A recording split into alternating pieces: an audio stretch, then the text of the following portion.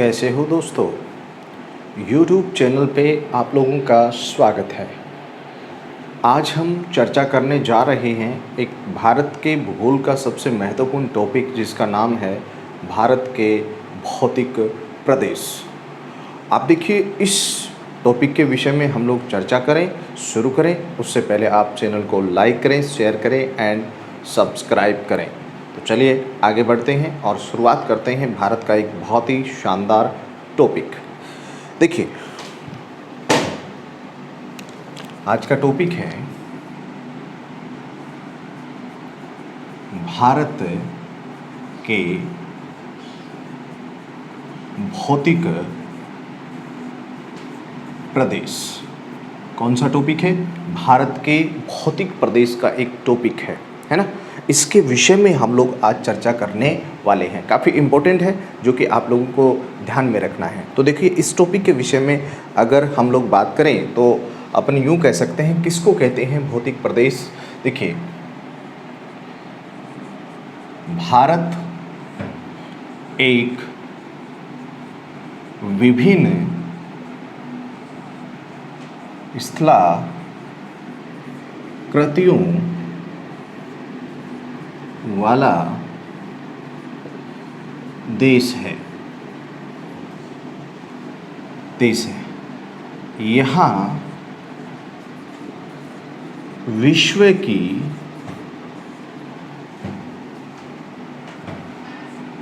सभी प्रकार की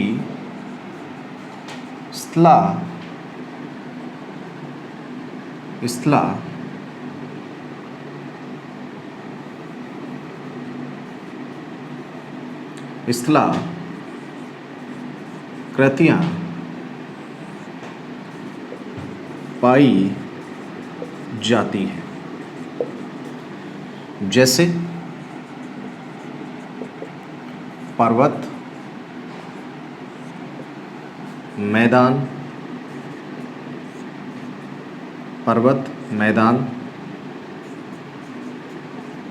पहाड़ियाँ, पठार, मरुस्थल। तो ध्यान रखना, सीधा सा एक प्रश्न कह सकते हैं, भारत एक विभिन्न स्थलाकृतियों वाला देश है। कैसा देश है बताओ? भारत एक विभिन्न स्थलाकृतियों वाला देश है। यहाँ विश्व की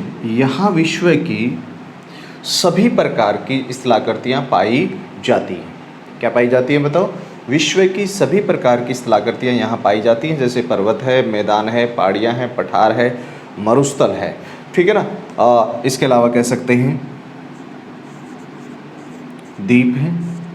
तो यहाँ पे हम लोग ये कह सकते हैं कि भारत में विश्व की सभी प्रकार की स्थलाकृतियाँ हमें देखने को मिलती हैं। तो आज हम भारत के भौतिक प्रदेश के विषय में हम लोग चर्चा करने वाले हैं। तो देखो, पहली बात तो बड़ी सीधी सी है। अगर हम हमारे भारत की बात करें तो आपको यूँ समझना है कि यहाँ पे देखिए, यहाँ पे जो पठार है,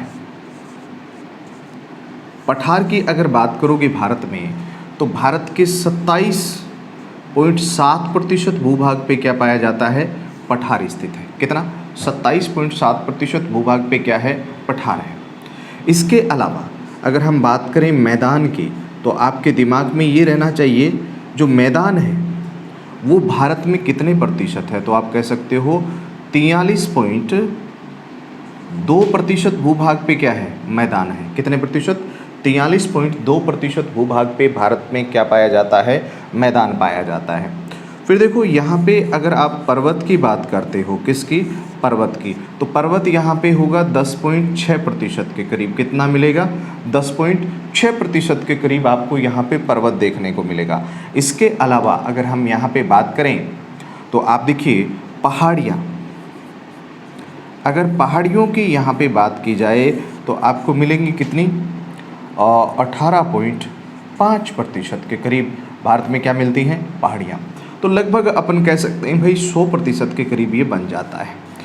तो इस तरीके से अगर बात की जाए भारत के विषय में, तो आप देखिए, वैसे अगर देखा जाए तो पठार हम लोग किसको कहते हैं? पठार का मतलब आप कह सकते हो भाई जिसकी औसत ऊंचाई 600 मीटर से 1800 मीटर के बीच हो, और आप यूं भी कह सकते हो कि उसकी ऊपरी सतह कैसी होनी चाहिए, समतल होनी चाहिए, कठोर होनी चाहिए, उसको क्या कह सकते हैं, पठार कह सकते हैं, है ना। मैदान, समुद्र तल से जिसकी ऊंचाई 300 मीटर से आप यूं कह सकते हो 600 मीटर तक होती है, उसको मैदान कह सकते हैं, ठीक है। पर्वत जो होता है लगभग अगर देखें तो 2700 मीटर से अधिक ऊंचाई वाला जो नुकीली एक चोटी होती है, उसको हम लोग क्या कह सकते हैं, पर्वत कह सकते हैं। तो इस तरीके से आप लोग इसको ध्यान में रख सकते हो। तो भारत के विषय में हम लोग अगर बात करें तो भारत को कितने भौतिक प्रदेशों में बांटा गया है, हमें ये भी जानना पड़ेगा। किस तरीके के प्रश्न हमारे सामने बन सकते हैं, उन सभी प्रश्नों की चर्चा हम लोग करते हैं। तो चलिए आगे बढ़ते हैं।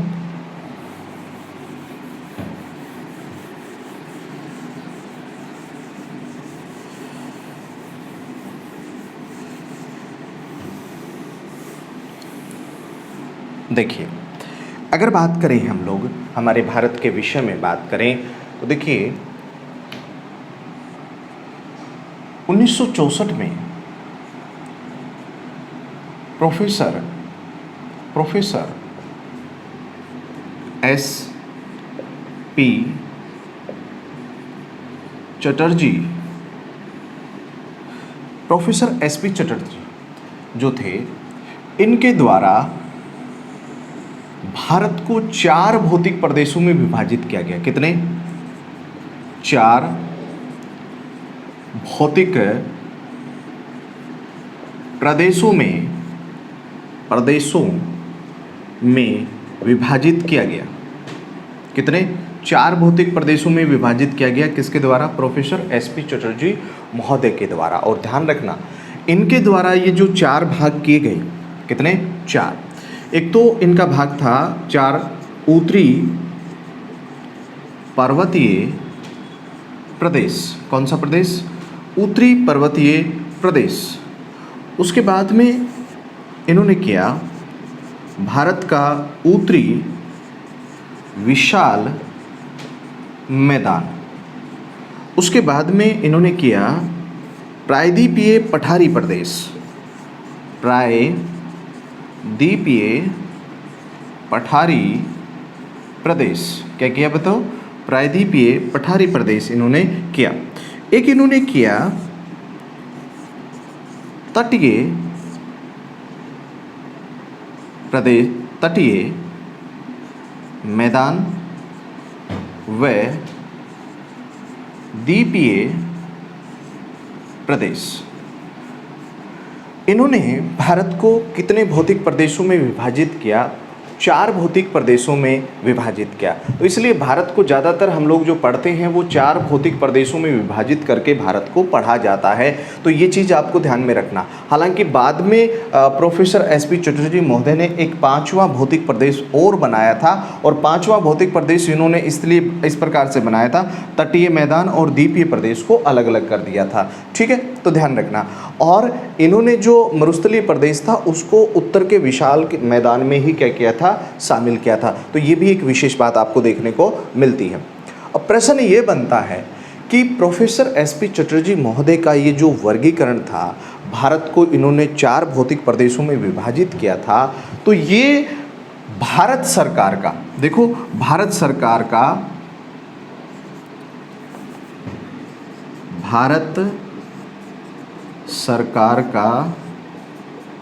राजपत्र, भारत सरकार का राजपत्र गजेटियर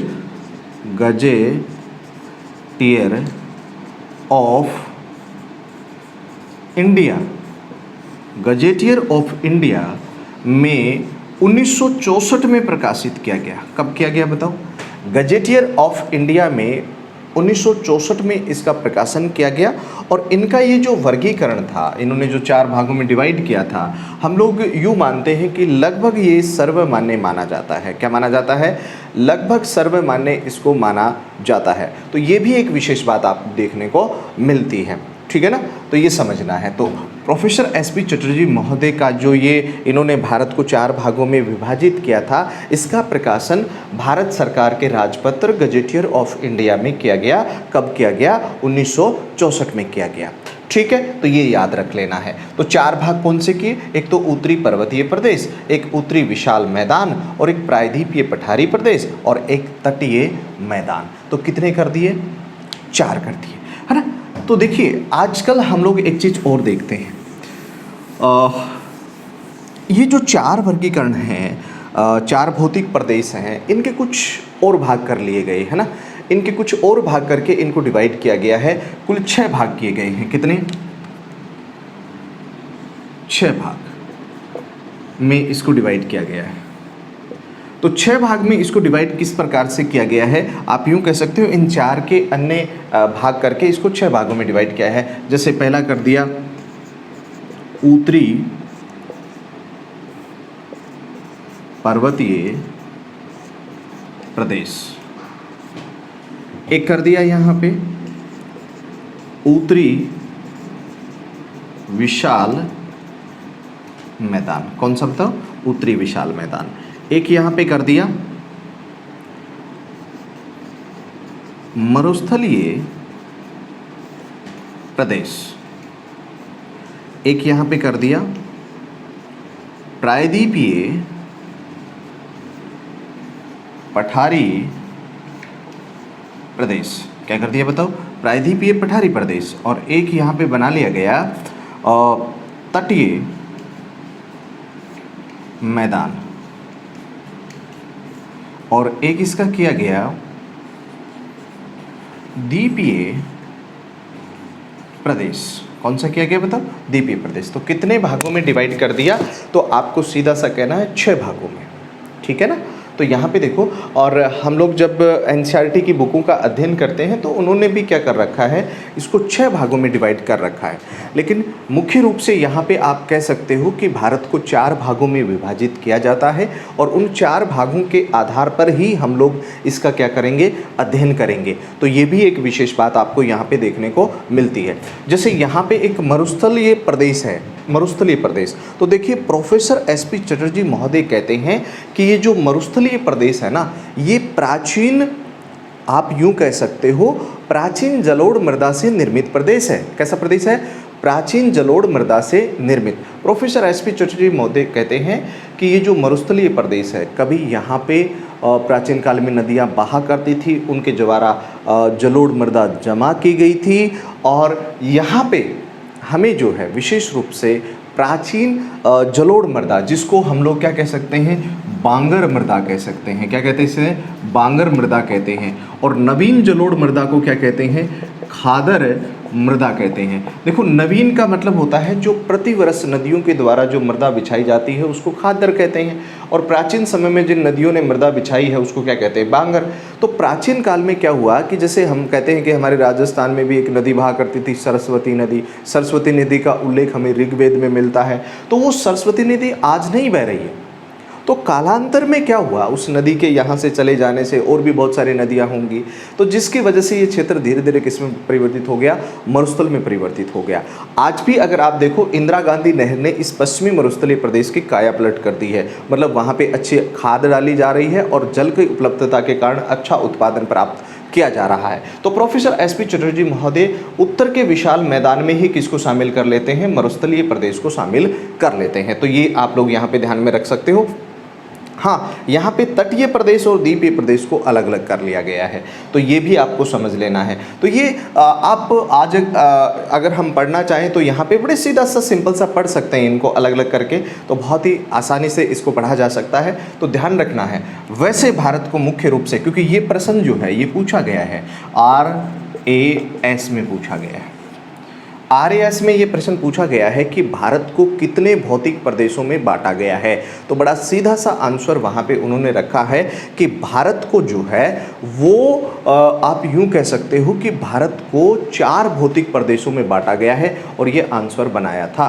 तो ये ध्यान रख लेना, RAS में ये प्रश्न पूछा जा चुका है कि भारत को कितने भौतिक प्रदेशों में बांटा गया है। तो आपको ये चीज़ें भी क्या रखनी है, ध्यान में रख लेनी है, ठीक है।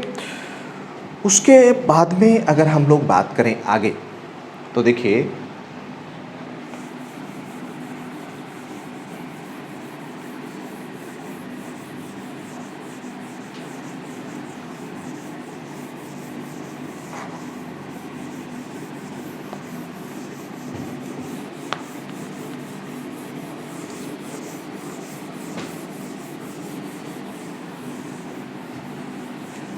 उसके बाद में देखिए यहाँ पे मैं बात करूँ आप लोगों से, तो इस तरीके से अगर बात की जाए तो सबसे पहले हम लोग जिस बिंदु को लेकर के चलते हैं वो ले लेते हैं उत्तरी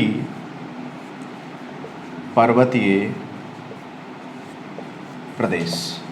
देखिए उत्तरी पर्वतीय प्रदेश की अगर आप बात करोगे ना तो ये कई समानांतर श्रेणियों में हमें देखने को मिलता है। क्या देखने को मिलता है? उत्तरी पर्वतीय प्रदेश। तो देखो यहाँ पे इस तरीके से आप लोग इसको ध्यान सकते हो, ये जैसे हमारा जो भारत है वो हमें इस तरीके से दिखाई देता है और इसमें हम लोग कहते हैं कि यहाँ पे विशेष रूप से ये उत्तरी पर्वतीय प्रदेश हमें दिखाई देता है। यहाँ पे हम लोग बात करें हमारे भारत के विषय में तो देखिए अगर सीधे से प्रश्न की हम लोग बात करें तो भारत के उत्तर में एक पर्वत श्रेणी है जिसको कहा जाता है हिमालय पर्वत श्रेणी। क्या कहते हैं उसको? हिमालय पर्वत श्रेणी।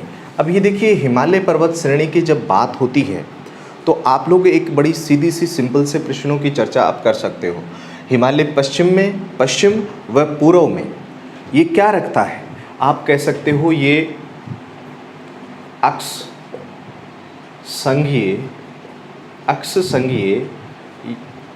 संघीय मोड़ रखता है। क्या रखता है? अक्ष संघीय मोड़, या इसको बोल देते हैं हेयर पिन मोड़ रखता है। क्या रखता है बताओ? हेयर पिन मोड़ ये रखता है ना। तो ये पश्चिम में भी रखता है और ये पूर्व में भी रखता है। कहाँ रखता है? पूर्व में। पश्चिम व पूर्व में आपको अक्षसंघीय मोड़ देखने को मिलेंगे, ये भी एक विशेष बात है। अब देखिए अगर हम लोग बात करें इस हिमालय के विषय में तो हिमालय जो है एक शब्द हमारे सामने आता है हिमालय। तो हिमालय शब्द दो शब्दों से मिलकर के बना है, हिम प्लस आले। तो हिम का मतलब किससे लगाते हैं? बर्फ़ से लगाते हैं। आले का मतलब किससे लगाते हैं? घर से लगाते हैं। अर्थात क्या आएगा आपके पास? बर्फ का घर। क्या कह सकते हो? बर्फ का घर कह सकते हो। हिमालय जो है वो 5 लाख वर्ग किलोमीटर क्षेत्र में फैला हुआ है। कितने? 5 लाख वर्ग किलोमीटर क्षेत्र में हिमालय फैला हुआ है। और दूसरी बात आप यूं कह सकते हो कि ये जो हिमालय है 5 लाख वर्ग किलोमीटर क्षेत्र में फैला हुआ है और लगभग अगर इसकी हम लोग लंबाई की बात करें तो हम लोग कह सकते हैं 2400 या 2500 किलोमीटर के करीब इसकी क्या मानी जाती है? लंबाई मानी जाती है। औसत ऊंचाई अगर आप देखोगे तो 6000 मीटर इसकी क्या है? औसत ऊंचाई। और अगर हिमालय की चौड़ाई की बात करोगे तो चौड़ाई कितनी है? तो आप कह सकते हो लगभग 150 से 400 किलोमीटर तक इसकी क्या है? चौड़ाई है। किसकी? हिमालय की। ये समझना। और इसकी जो चौड़ाई है वो आपको पश्चिम में ज़्यादा देखने को मिलेगी। किधर देखने को मिलेगी? पश्चिम में चौड़ाई आपको ज़्यादा देखने को मिलेगी। और एक और चीज़ समझना, ये पश्चिम से पूर्व की ओर विस्तृत है और पश्चिम से पूर्व की ओर चोटियों में भी ऊंचाई में भी वृद्धि होती है। और हिमालय जो है वो पश्चिम से पूर्व की ओर संसार की सबसे लंबी पर्वत श्रेणी है। पश्चिम से पूर्व की ओर संसार की सबसे लंबी पर्वत श्रेणी है। हिमालय संसार की सबसे ऊंची पर्वत श्रेणी है। और आपको समझना ये है कि वैसे संसार की सबसे लंबी पर्वत श्रेणी मानी जाती है एंडीज। कौन सी? एंडीज। ये दक्षिणी अमेरिका महाद्वीप के पश्चिम में है जो संसार की सबसे लंबी है, लेकिन ये उत्तर से दक्षिण की ओर है। किधर है? उत्तर से दक्षिण की ओर है। और हिमालय एक कैसी पर्वत श्रेणी है? आपको कहना है हिमालय नवीन वलित मोड़दार पर्वत श्रेणी है। कैसी है? हिमालय नवीन मोड़दार वलित पर्वत श्रेणी आप इसको कह सकते हो। हिमालय वलित पर्वत श्रेणी है जिसको आप मोड़दार पर्वत श्रेणी भी कह सकते हो, जो कि अक्षसंघीय मोड़ भी हमें देखने को मिलता है। अब इसका पश्चिमी विस्तार देखो। यहाँ पे अगर आप देखोगे तो यहाँ पे आपको किरथर दक्षिण में, पश्चिम में इधर से देखो किरथर, एक है सुलेमान, ये पर्वत है। और ये पर्वत कहाँ पे है? तो आपको कहना है ये पाकिस्तान में है। कहाँ पे है? पाकिस्तान में। ये पश्चिम में, देखो पश्चिमी इसका जो अक्षसंघीय है किरथर। और एक यहाँ पे है हिंदू कुश पर्वत। और ये हिंदू कुश पर्वत जो है वो कहाँ पे है? तान में है, तो ये भी आपको ध्यान में रखना है। तो हिंदू कुश पर्वत कहाँ पे है? अफगानिस्तान में। तो इसका देखो पश्चिमी जो विस्तार है ना, पश्चिमी ये दो अक्षांशीय मोड़ है दक्षिण की तरफ, तो ये सुलेमान पर्वत, किरथर पर्वत पाकिस्तान और हिंदू कुश पर्वत अफगानिस्तान। और एक और चीज़ समझना, यहाँ इसके दक्षिण में अगर आप देखोगे तो आपको एक तो अराकान योमा, पेंगू योमा, और ये कहाँ पे है दोनों पर्वत श्रेणियाँ? ये म्यांमार में है। ये दोनों पर्वत श्रेणियाँ कहाँ पे हैं? म्यांमार में है, अराकान योमा, पेंगो योमा। और एक और प्रश्न यहाँ पे बन सकता है कि इसका जो दक्षिणी विस्तार है, ऐसा कहते हैं कि जो 90 डिग्री कटक है, 90 डिग्री कटक, जिसको हम लोग अंडमान निकोबार कहते हैं, अंडमान निकोबार कहते हैं कि ये जो है ना हिमालय, ये अंडमान निकोबार जो हमारा द्वीप समूह है वो हिमालय का ही पार्ट है। 90 डिग्री कटक भी जिसको बोलते हैं, कटक जो पानी में डूबा हुआ पर्वतीय भाग होता है उसको क्या कह सकते हैं? कटक कह सकते हैं। तो हिमालय संसार की एक नवीन वलित पर्वत श्रेणी है, नवीन पर्वत है हिमालय। और हम लोग ये कह सकते हैं कि भूसंती सिद्धांत के अनुसार भी इस हिमालय की उत्पत्ति को हम पढ़ेंगे और प्लेट परिवर्तनिकी सिद्धांत के अनुसार भी पढ़ेंगे। अगले टॉपिक में हम लोग यही चर्चा करेंगे हिमालय की उत्पत्ति के विषय में, तो उसको देखना न भूलें। बहुत ही शानदार क्वेश्चन वहाँ पे हमारे लिए बनेंगे, तो विशेष ध्यान आपको रखना है, ठीक है। तो अगली चर्चा हम लोग करेंगे हिमालय की उत्पत्ति से संबंधित। तब तक के लिए जय हिंद, जय भारत। चैनल को लाइक करें, शेयर करें एंड सब्सक्राइब करें। जय हिंद, जय भारत।